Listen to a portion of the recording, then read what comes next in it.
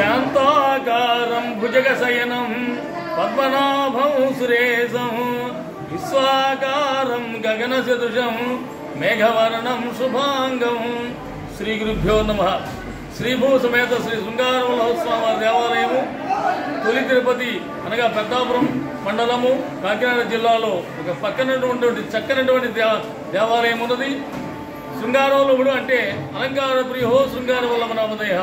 ఆ స్వామివారి లోపల చూశారు కదా, చక్కనటువంటి గజమాలతో పుష్పమాలతో చక్కనటువంటి అలంకారంతో శంకు చక్ర గదా పద్మములు వారు చిరునవ్వుతో దర్శనమిచ్చినటువంటి ఆ శృంగారవల్లభ స్వామి వారి యొక్క దివ్యమంగళ స్వరూపాన్ని కనులారా చూసి మనసారా తొలగించి స్వామి యొక్క కృపా కటాక్షాలకు పాత్రలు కాగలదని మనం చేస్తున్నాము.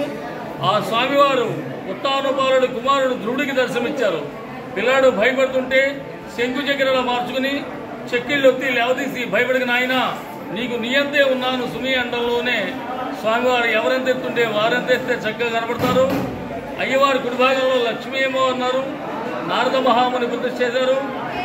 ఎడమ భాగంలో శ్రీకృష్ణదేవరాయలు భూదేవుని ప్రతిష్ఠ చేశారు.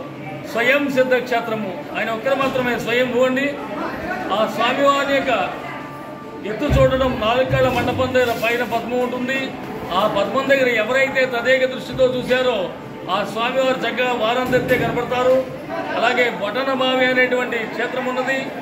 ఆ కోనేట్లో పిల్లలు కలిగినటువంటి వారు, వివాహాలు అవ్వనటువంటి వారు కూడా